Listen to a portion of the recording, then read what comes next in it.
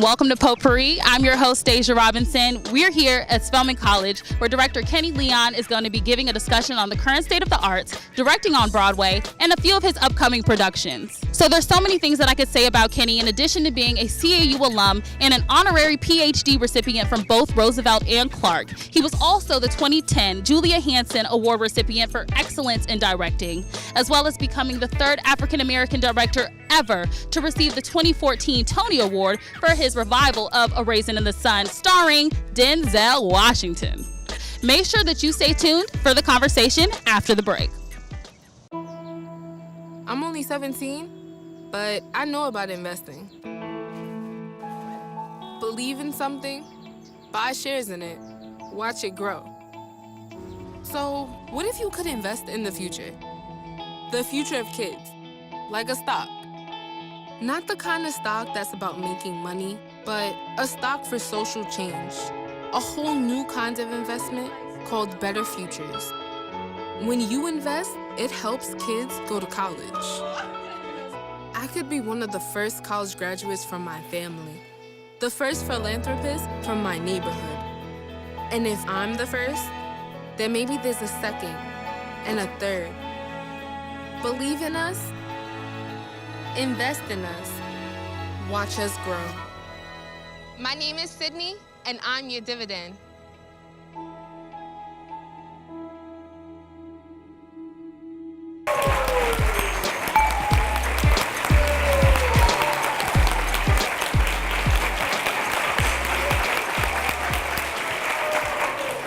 Thank you. Welcome home to CAU, Atlanta, Morehouse, Spelman. We're glad to have you home. It's good to be here. Yes. You know, I bought this out. This is it's an American Theater Wing Tony Award.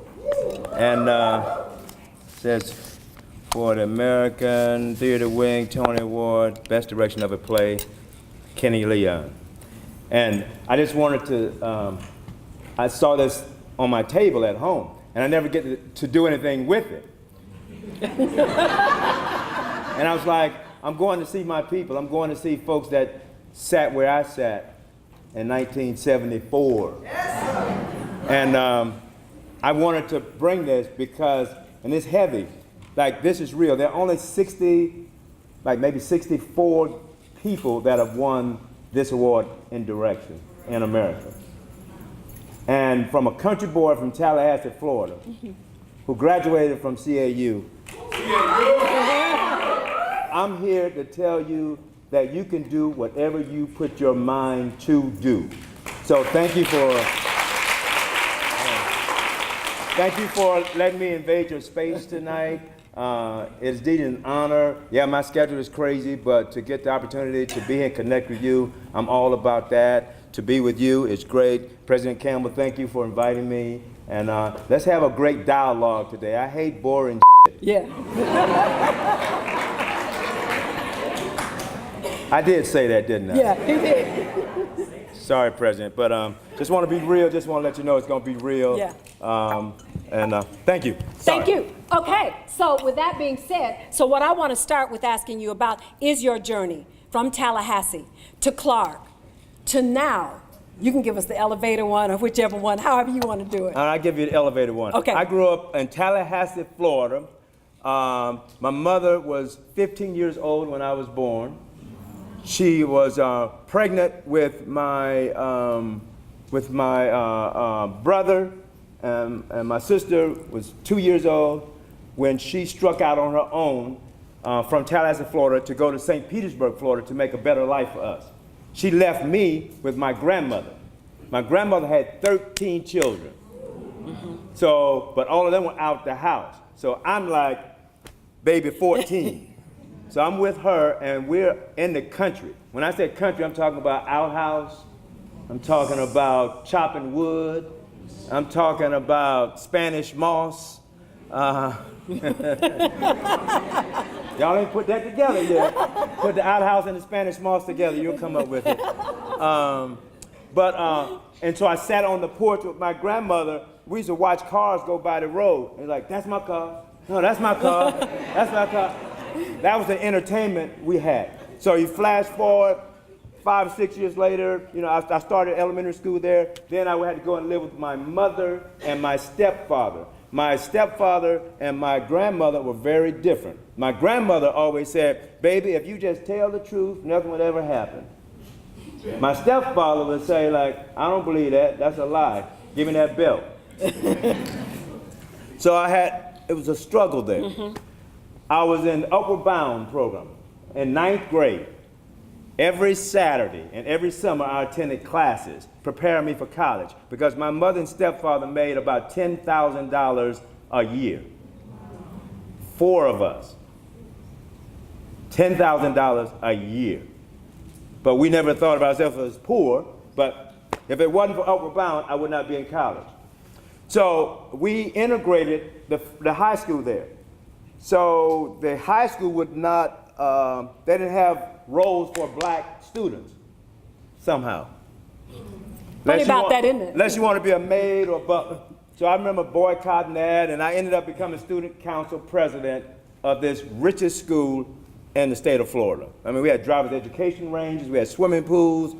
So I sort of helped put the students together, black and white. Long story short, when I was done with high school, I really had a desire to connect to that part of me which was black in every possible way, politically, religiously, every way. And I couldn't go back to Tallahassee because Tallahassee was where my grandmother and it was going to be my aunt. I said, that's not going to college. So I didn't go to FAM because I wanted to go to a black school.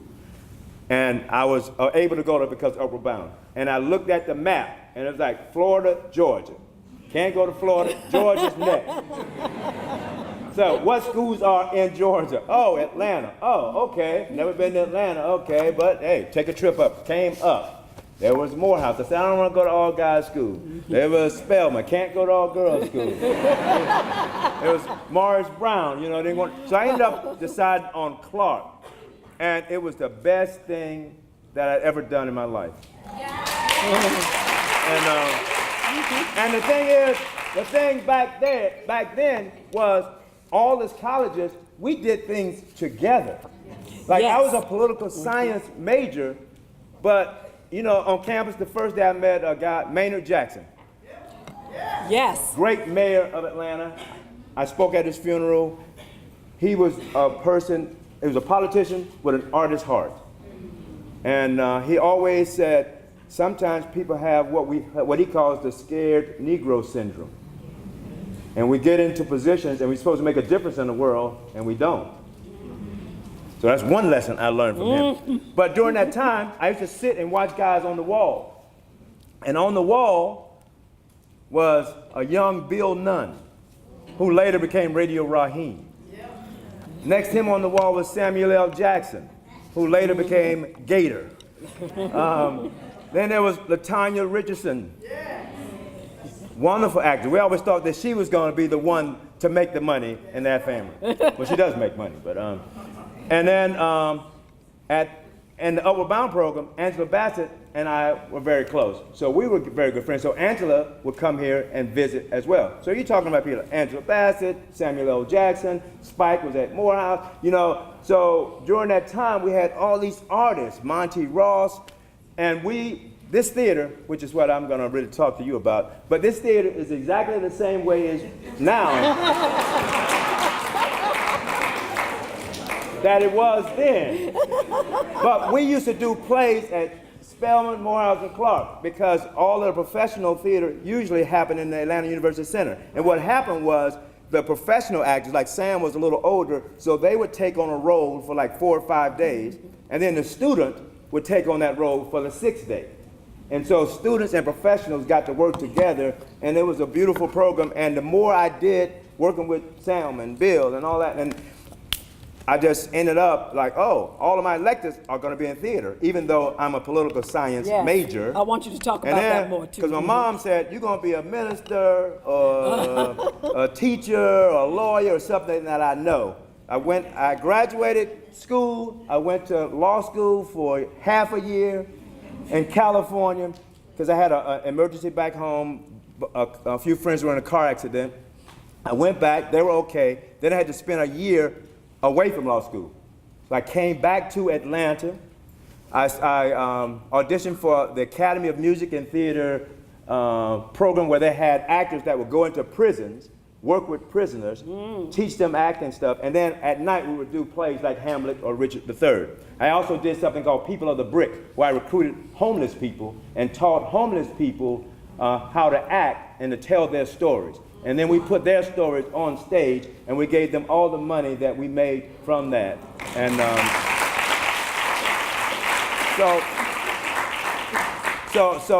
end of that year, the guy says, Ken, would you like to stay with the company because we like you as an actor, or do you want to go back to law school? And I was like, let's see, I'm making $200 a week. That's pretty good. And I said, no, I'm going to do it. And at that time, I looked a certain way at a certain time, so I did a lot of commercial work. And my mother, who at this time, now she's a dietitian. Yes. So she's in the room with her patient, and they're looking at TV.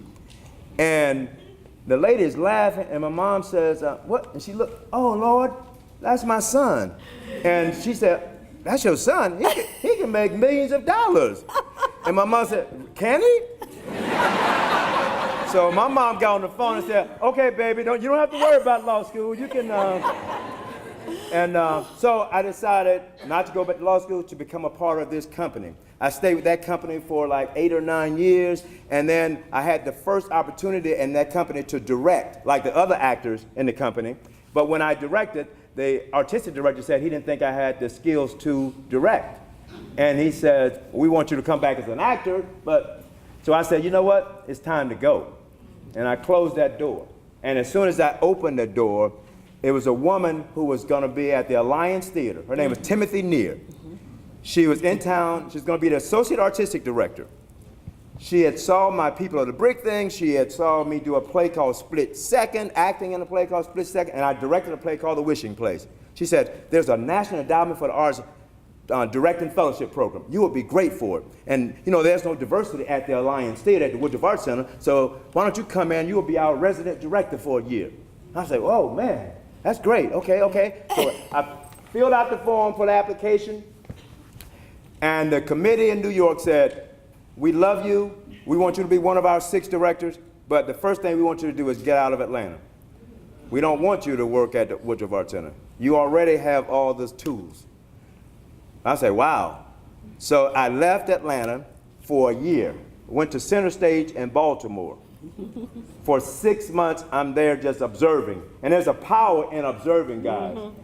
Just being in the room, as they say in Hamilton, being in the room. That's right. Just observing.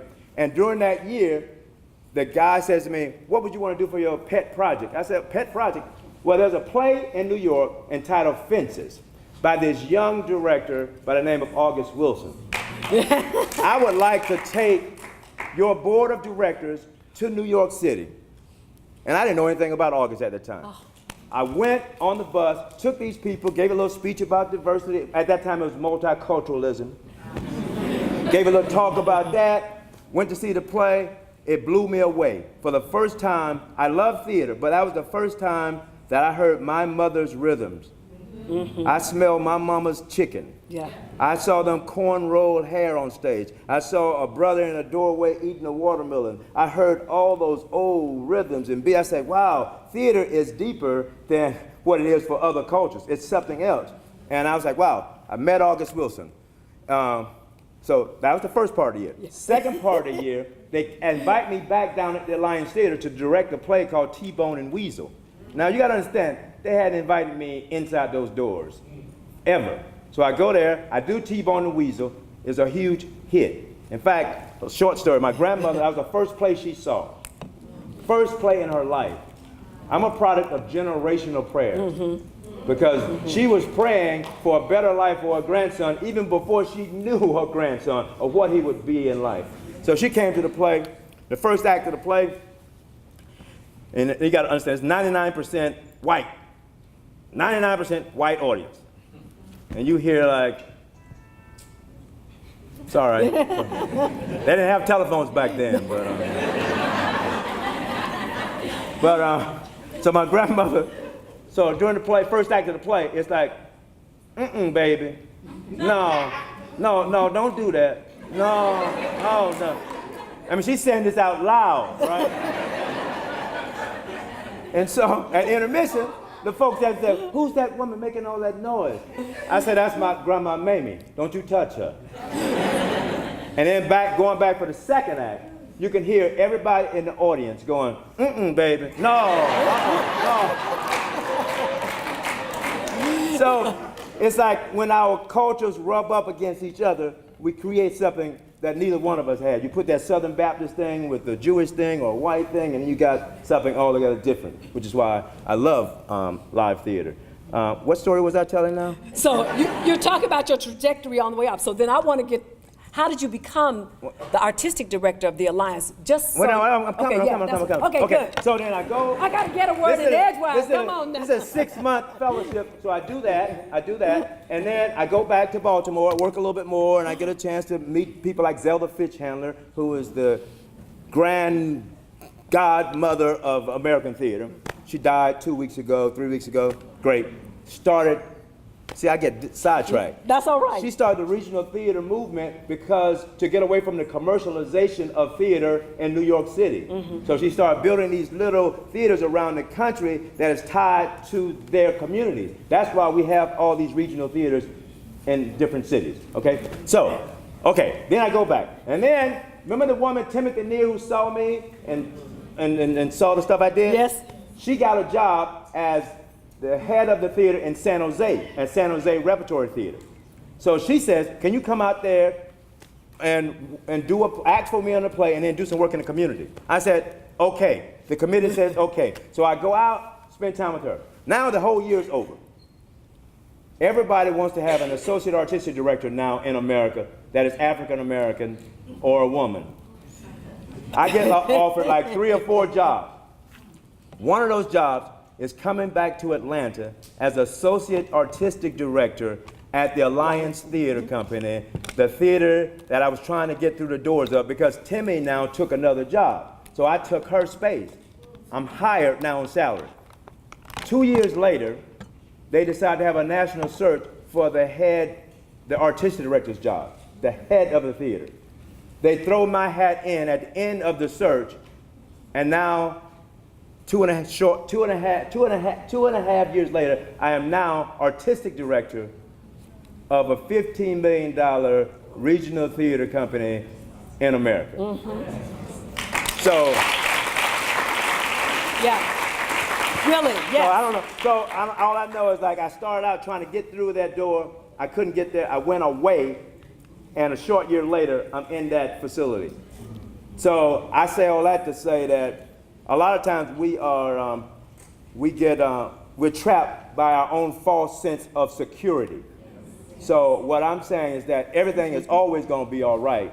And I always say, find your passion. You cannot chase the paper. You got to find your passion. I'm telling you, it'll give you purpose for your life, and every day you'll wake up and you'll enjoy going to work. It's like Denzel said to me, he's like, before I go to bed, you know, I put my shoes way under the bed, so when I get up in the morning, I got to get on my knees to get my shoes. So that's what I always remember. Whatever your spiritual center is, you got to have one. And if you trust that, you can do anything. So that's how I got to where I'm. Thank you. Wow. That's well said. And the Spirit Center. Yeah, absolutely. The Spirit Center, never a truer word was spoken. Yeah. What did your years at the Alliance, what inspired you to go on then to leave the Alliance and then create Kenny Leon's True Colors Theater? That's a trick question. Okay. Yes, yes. So I would say the lesson I learned in the early part of my career, when I left the Alliance Theater, when I left the Academy Theater to do the fellowship, it's not like I had the fellowship. I didn't know that. I just said, this guy thinks I can't direct. I think I can. I left before I knew what my next job was. So that was a lesson, number one. When I was at the Alliance, after being there 9 years, I was actually on the golf course with some buddies, and I said, you know what? I think we diversified the staff and the board, and I'm kind of like, I'm spending a lot of time raising money, and I want to get back to me being an artist. And they said, well, do you know what you're going to do next if you were to leave the Alliance? And you got to understand, I'm one of 2 African Americans in the country, right. and That's you're making exactly right. $200,000 a year. Like for a country boy who was in a family with $10,000, that's a lifetime, right? But I'm like, they said, well, you shouldn't leave. I said, okay. The next day, it was in the newspaper, Leon resigns. Because I thought about it overnight, it's like, it's done. It's done. At the end of your day, you know, do I want to say how much paper I counted, or that I served people, and how did I serve people, and how did I make the world better than it was? You know, did I make a difference? So that's what's important to me, and I think that goes back to my grandmother and my mother. But So you resigned. yeah. You left. Yeah, people put out all yeah. that stuff. He must be in trouble. Why would he leave that? It was like, no, it was time to go. And to show you how it keeps on giving, that same, that was 2001. I gave a year notice. So I left in 2001. In 2004, I did a Raising the Sun on Broadway, which was my first Broadway show. And the trick about Raising the Sun, I was fired and rehired for that. Because somebody said, well, that director should have a Broadway resume. This is after I was hired. So I was like, whoa, well, how do you get somewhere that's right. if you... So I was like, okay. So then a few months later, they came back and said, well, you know, that didn't work out. So we want you, and the state specifies they want an African-American director. So I said, well, let's redo the contract.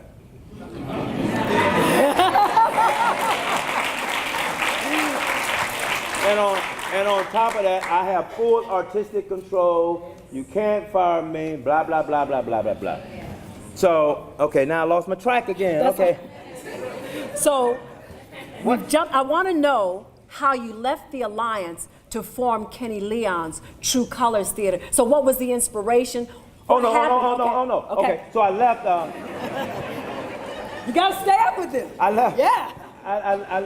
So I had a Raising in the Sun, and then that same year on Broadway, the end of that year, beginning of next, I had Jim of the Ocean, which was my second Broadway show. If I was still at the Alliance Theater, there was no way that I could have done 2 Broadway shows in the same year. Right. So when I left the Alliance, I did not know my next job either. I was talked into starting True Colors Theater here in Atlanta, because I was ready. Sometimes there's your plan, sometimes there's God's plan. That's right. And sometimes God always has an answer. I know some of you don't like to hear preaching, but sometimes God always has an answer. Sometimes the answer is no. Yeah. So, and sometimes you don't want to hear that answer. I'm sort of glad. That's another Denzel saying. Sometimes the answer is no. But okay.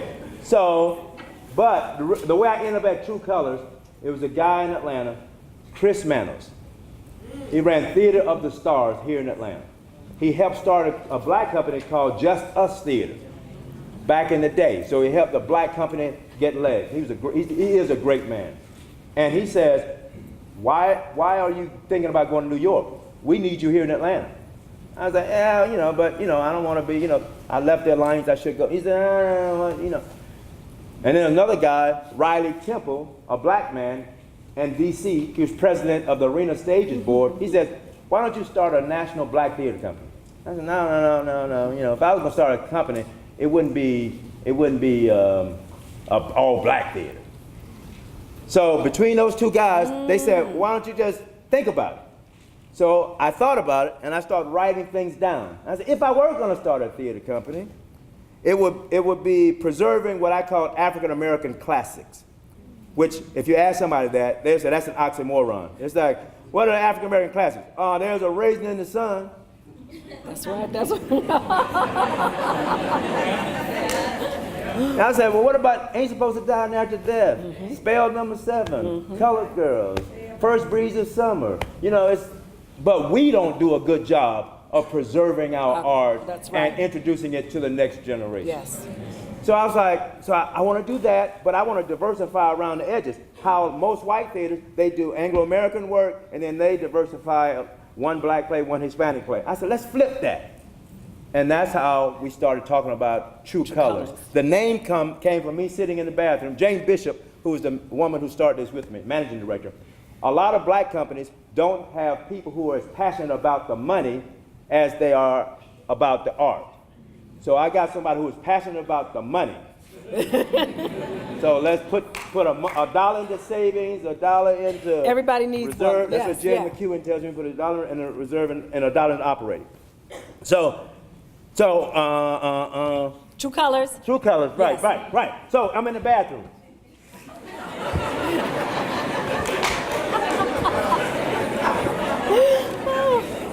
So I had a buddy who's a choreographer, Pedro Harris. And he said, Yes. Pedro said, if you're going to name this company, because names are important, be careful what you call yourself. Names are important. Just like be careful what t-shirts you have on. Careful what the writing is.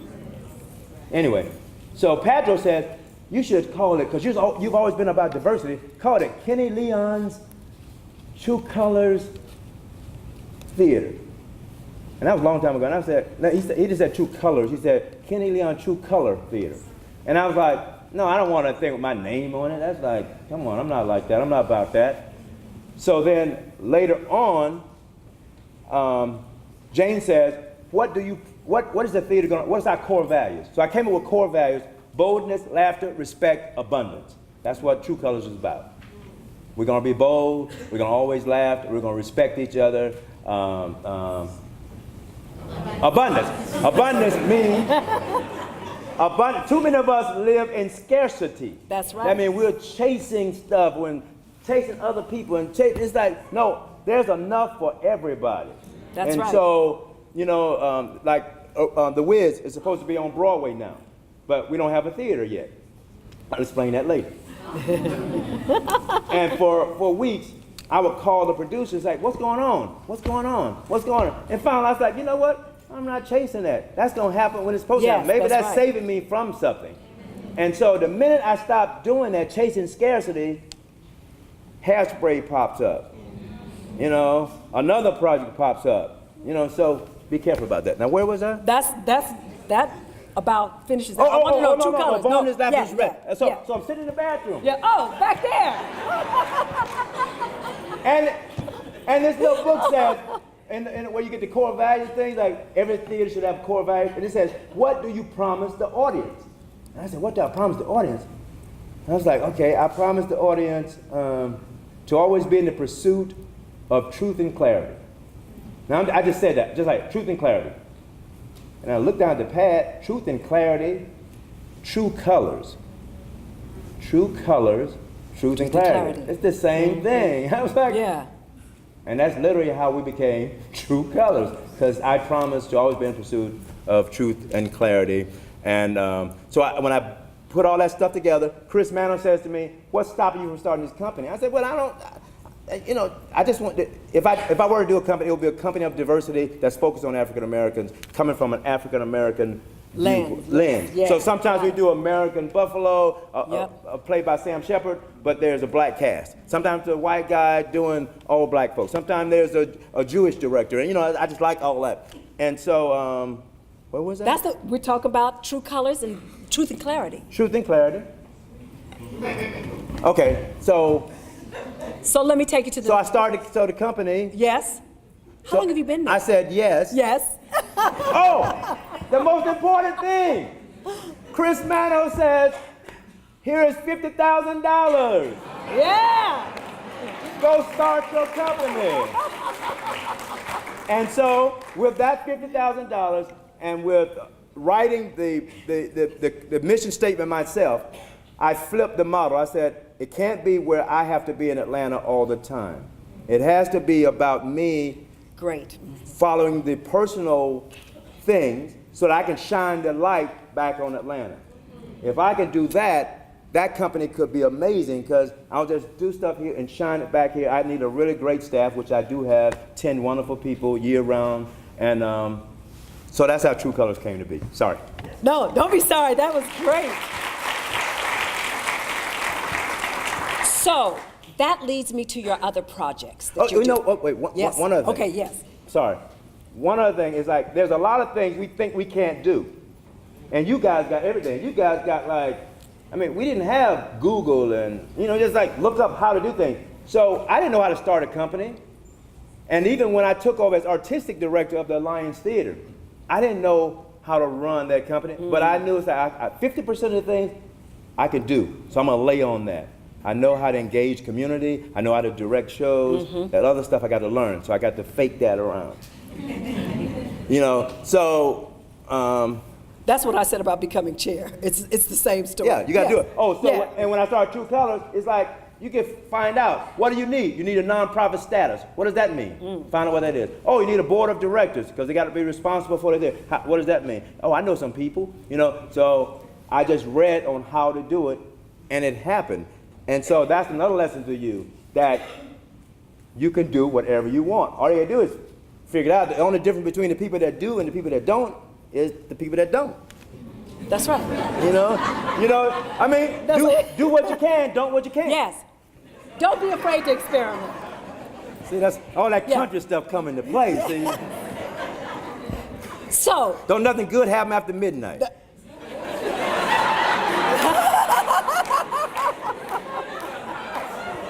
I'm saying, that country stuff, stay out that night air.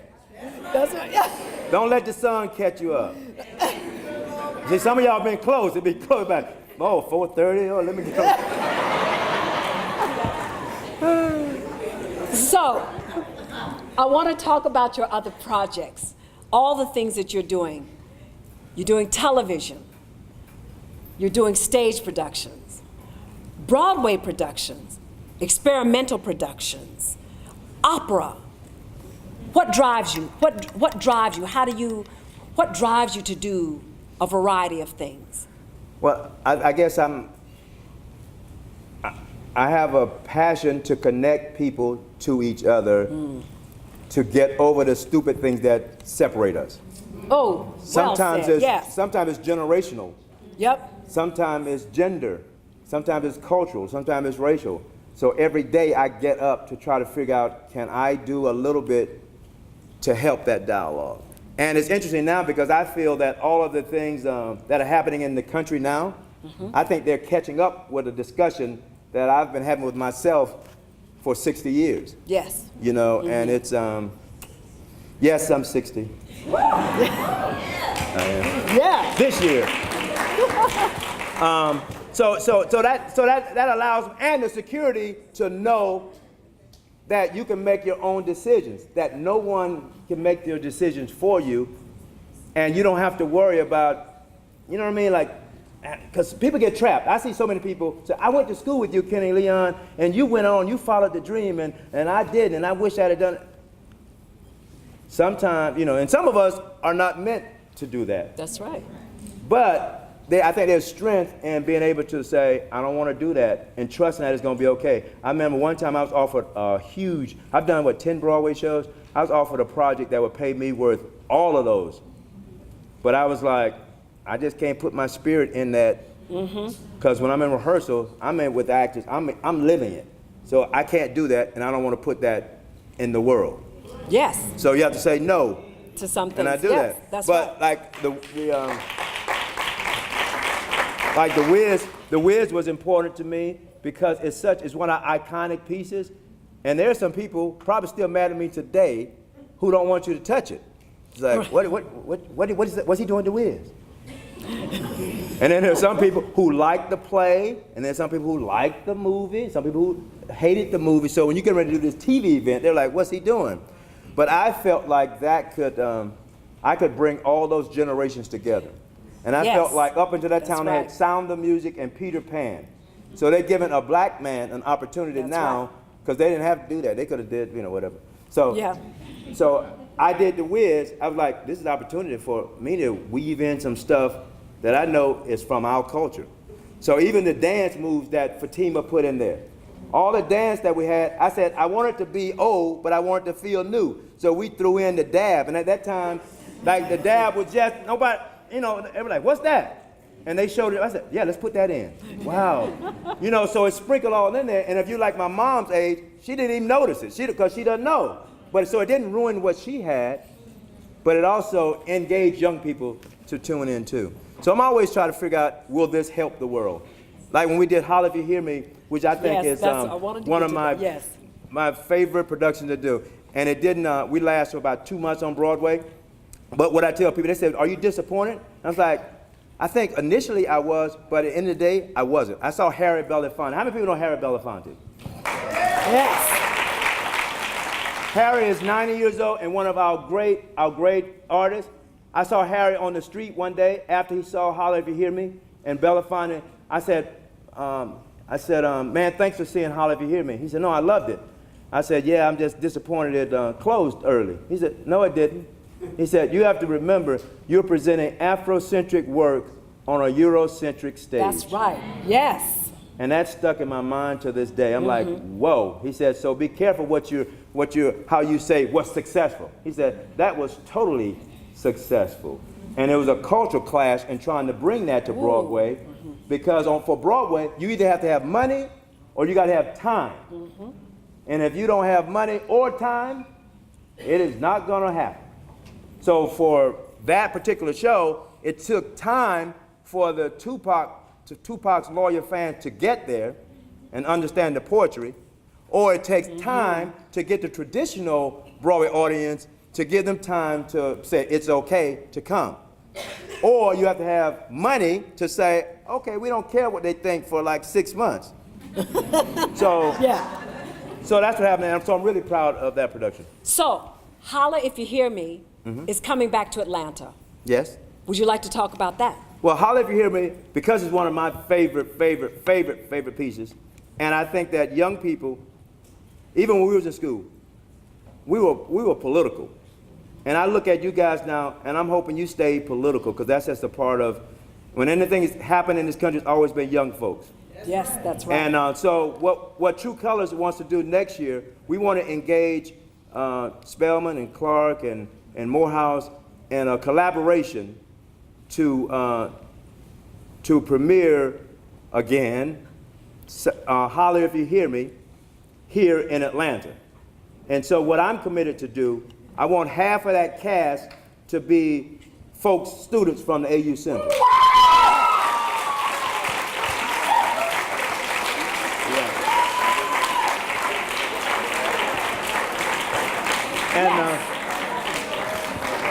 And all I know so far is that I've been wanting to do this, and I want to talk further with the president about it, because I think you guys are lucky to have this particular president as Spelman.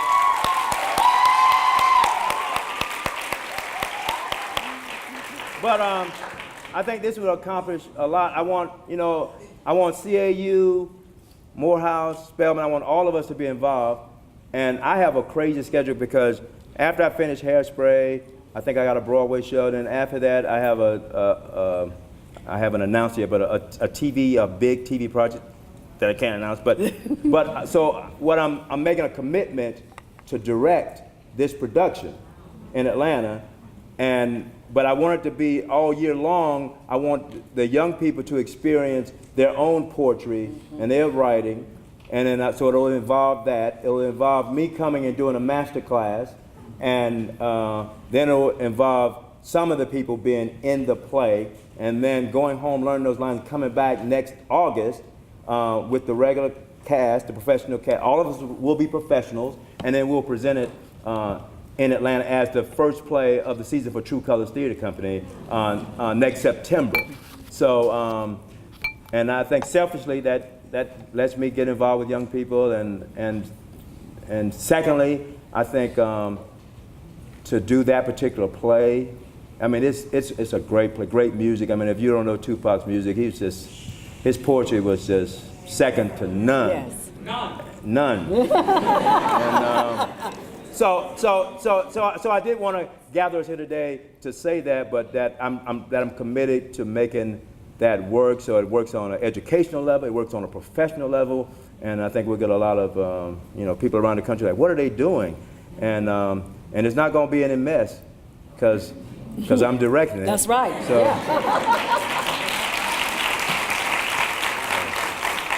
so holler if you hear me. So listen out for that. We'll have a whole year to work with stuff, but I'm excited. So what I'd like to do now is I'd like to open it up to questions so we can have a dialogue. So, This one. and what I'd like you to do, please stand up, say your name, where you're from. Please stand up, yes. Hello, how you doing? My name is Daniel Elijah Jones. I go to Morehouse, and I'm from DC. Hello. My question is, how do you flow so easily with the shifts God orchestrated, even when you can't see them? Right. You know, that goes back, I think it goes back to early on, me talking about having that spiritual center, that faith. You know, faith is something. Yes, it is. And I'm not just talking about spiritual faith. I'm not faith that something's going to work out. Faith in yourself. Faith, that's, you know, having belief in the unseen. And I just think that there are more unseen things in this universe than there are seen. So I trust and ride with that. Because if I had to believe for myself that like this was it, if I had to believe that Donald Trump was the smartest person in the world, if I had to just trust, I would be like, what? We've come, you know. So, but That's right. to further answer that, there's some things you can control and some things you can't. Sometimes, some things, not every, 80% of a successful actor's life is rejection. That's the truth. Yes. There are like a handful of directors that do all of the work. There are very few people of color and women doing the work. But when you know that you know that you know that you got to know, then you got to walk into that. You got to walk into who you are. And if you're an artist, that's a real special place to hold in a world. You know what I'm saying? Because that's truth. A lot of people like to stand next to truth, beside truth, around truth. They don't stand in truth. And as an artist, you're going for truth as you know it. So, and there are people that I've worked with, like even in the first Raising I did, P. Diddy. And people's like, oh, you cast P. Diddy? I said, yeah, but let me tell you something about Diddy. You will never, ever outwork him. You will never, ever outwork him. When we did a Raising in the Sun, this cat, we would rehearse 8 hours. Now, first of all, the New York Post wrote a story that Puffy wasn't ready and we were getting his understudy ready because he hadn't learned the lines. But the truth is, he came to the first rehearsal having learned the entire play because he didn't know any better. He was like, wow. So he was more prepared. So I use that as a teaching tool, and I say, hey guys, Sanaa, Bill, Felicia, see what they're trying to do. They're trying to discredit our culture. They're trying to discredit who are telling the story. And they don't we have to be careful about who's telling our story. That's right. You know what I'm saying? So when I use that as a tool, I was like, we know, Puffy knows the whole script. So from now on, all we got is the people in this room. The outside of that door, they have other things. So so that guy will come to rehearsal for 8 hours, go with his acting coach for 2 hours, come and pick me up, and we will go out to like 5 in the morning, going to his events, but talking about the craft of acting. And then he built a replica of the set of Raising in the Sun and put it in his Park Avenue home. Wow. So he could go and experiment with what it was like to be him. Now he could afford to do that, but but the point is he did everything humanly possible that he could do to be the best at what he was doing. When he ran the marathon, he hadn't practiced around it, but he did the best he could do. You know, so he worked. So I look at actors today, and actors come in to audition for me, and they know it's competitive. You know, I work on some high-profile projects, and you come in and you like, well, I learned the lines, I know the song. That ain't enough. You know, what key do you sing it in? Do you know it by heart? Have you made choices about how the actor behaves? Do you know how the body is, how he walks? Do you know, you have to think like, okay, have I done everything? And if you do that, no one can beat you, because you might as well be yourself, because everybody else is taken. So you cannot, so what you do, you become the best you that you can be. You find the truth of you in whatever role you're going after. And if you work on you, nobody can do that. Nobody can be the Troy Maxon that you could be. Nobody can do, the Dorothy in the ways that someone else could be, So I say, it's faith, trust, and, honesty with yourself. But it's also, you're right, work. But you guys got these tools. You can always find out extra information that we didn't have. You guys got the tools, but you're not using them. So my ideal actor, or my ideal young person now, would be someone who is intellectually curious, knows their history, Yes. but also uses these technical devices to further that. If you put an old school guy like how I was brought up, and somebody who's doing that now and put that together, that's a great human being there. But you guys are just being lazy with the tools, just using them. Anyway, did I answer your question? Yes. What you said, my name's Nancy, I'm just a member of the community, and I'm so excited to be here. Hey, What you Nancy. said about telling your own stories, I think that is so important. And what can we do as, your generation and my generation to make platforms available and opportunities, because young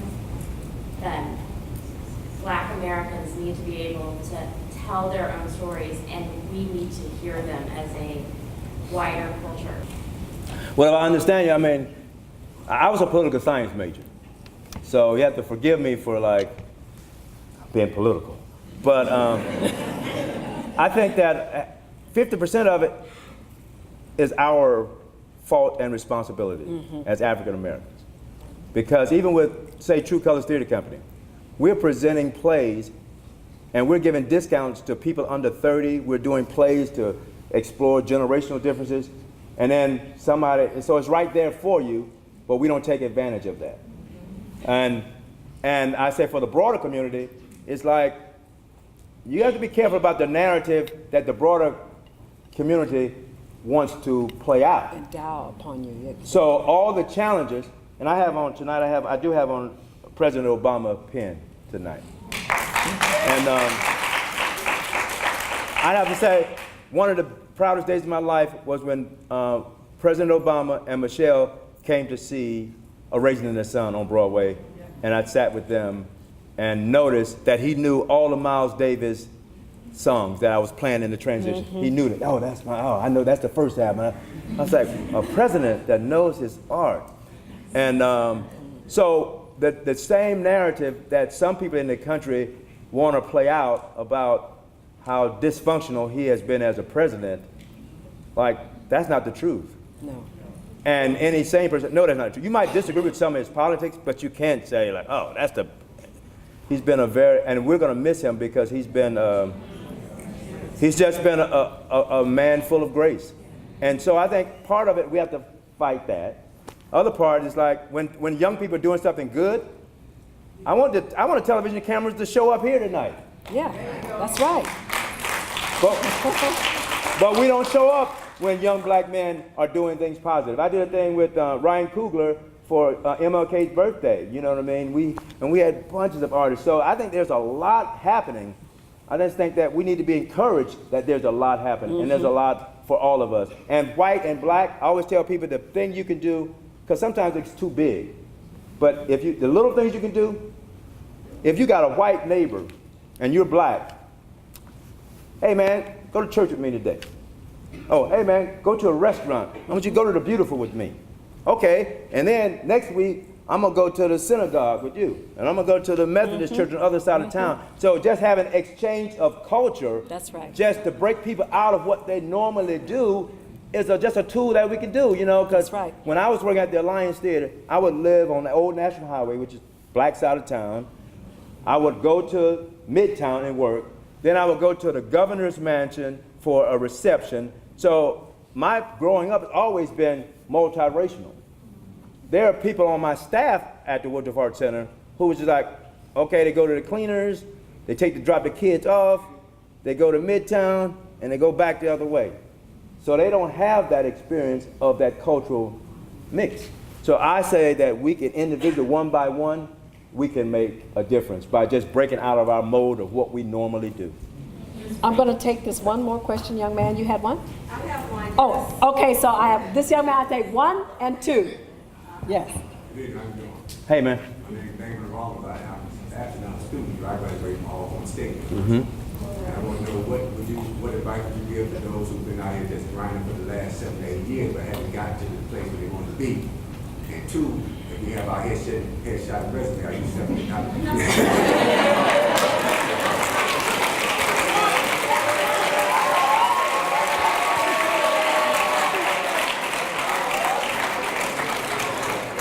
Okay, I'll start from the back. So with the picture resume, you can give it to Faith, who's with me. Faith is right there. Faith is my assistant. You give it to Faith. And 2, if you have a script, don't give it to her, because legally we're not allowed to accept plays. Because somebody, we know when they went to court, because people will say that, oh, I gave him that script, and he took that idea and did so. But resumes, we love actors. We want to know actors at True Colors and around the country, so give it to her. And the other thing is, what can you do? You got to keep grinding. You got to keep grinding. If you got a play and you want somebody to hear it, invite 3 people over. Then invite 5 people over. Then invite 10 people over. And I just believe sooner or later, if you have talent, it's going to find you. And I'm not saying that in a flippant way. It's like, that's going to find you. But you got to do your work. Keep bringing people. And then set goals for yourself. So I would say, like, if you are an actor and you've been working 7 years, you want to say, okay, how many auditions have I had? How many movies have I had? How many plays have I had? How many phone calls have I returned? If the answer is 0 to all of that, then you maybe are not an actor, then you are a waiter or whatever else you're doing, you know what I'm saying? So, and I say that in a way that we have to be honest with ourselves, because your space might be over here doing something else, and you're chasing that scarcity thing, and you're not going for your real calling. But if you know that you know, then you just got to keep grinding, keep telling more people about it, keep bugging people, keep just doing it because you know that you know. You know what I'm saying? Because the goal is to find your true purpose. Right? Great. So on that note, I know that there are others of you who have questions, so I would encourage you to stay around and have a reception in our foyer. But before we close out tonight, I'd like to invite our president, Mary Schmidt Campbell, to join us on the stage. That was gorgeous.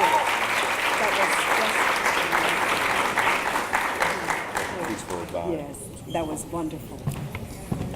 Thank you. So I want to say, Kenny Leon, you are a gift. You are a gift. You are a gift. So we hope you enjoyed the discussion and walk away feeling more inspired to follow your visions with blind faith. Again, thank you for tuning in to Potpourri. I'm your host, Daja Robinson. We'll see you soon.